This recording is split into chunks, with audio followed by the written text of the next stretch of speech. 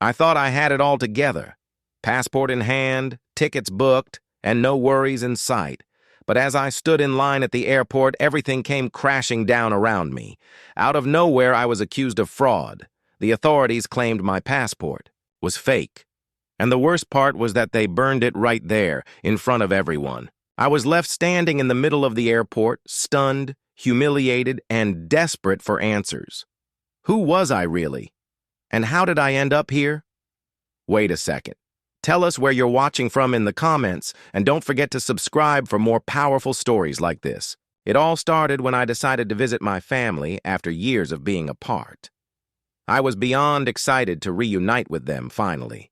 As a young black woman, traveling had always been a bit of a challenge, but I had my passport, my tickets, and I felt secure. I'd traveled internationally before, so I knew the drill.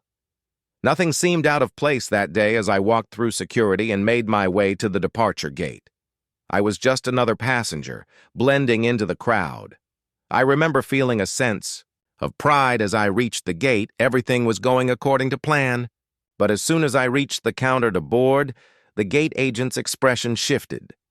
She asked to inspect my passport further, which seemed odd, but I didn't give it much thought.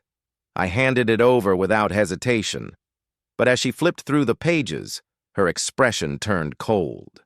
That's when she told me, "There's a problem with your passport. It's flagged as fraudulent." I froze. My mind raced. Fraudulent? How could that be? I had just used this passport to travel a few months ago. My hands trembled as I tried to explain that it was a mistake, that everything was in order. But she wasn't listening. They pulled me into a back room, asking me questions I couldn't answer, accusing me of something I hadn't done. My heart raced as I tried to explain. I kept showing them my documents, but they weren't listening. The officer called in reinforcements, and suddenly the room was filled with a crowd of people. I was confused, scared, and overwhelmed. I tried to tell them that I was who I said I was, that I had all the proper documents, but no one seemed to believe me.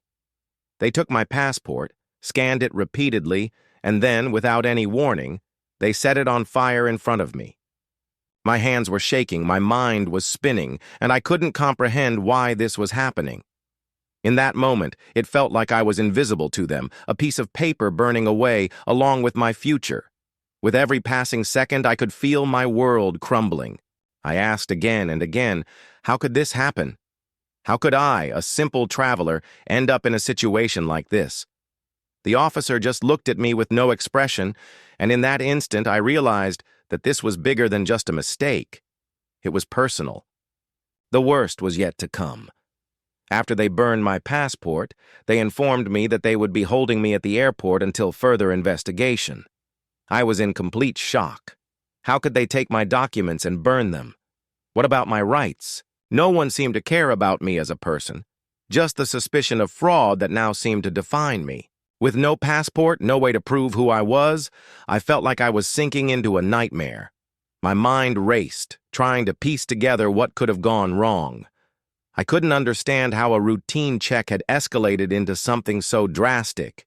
I had no answers, just questions and fear. Hours dragged by as I waited in that sterile room, feeling more and more like a criminal, despite knowing I had done nothing wrong. It took hours for the truth to come out. The passport wasn't fake. It had been a mix-up with the embassy. But by the time everything was cleared up, my trust in the system had been shattered. The experience left me scarred, not just emotionally, but deeply questioning how identity and race played a role in how I was treated. I thought I knew who I was, but in that moment, I was reduced to just a piece of paper. What does it mean to be truly seen? To be believed? The truth was restored, but the damage had been done.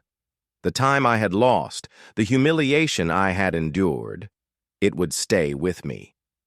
This experience made me realize that my identity wasn't something I could always control, that the world saw me through a lens that sometimes wasn't fair. It made me wonder, how many others have faced the same judgment and never had the chance to prove their innocence? Where are you watching from? Take care.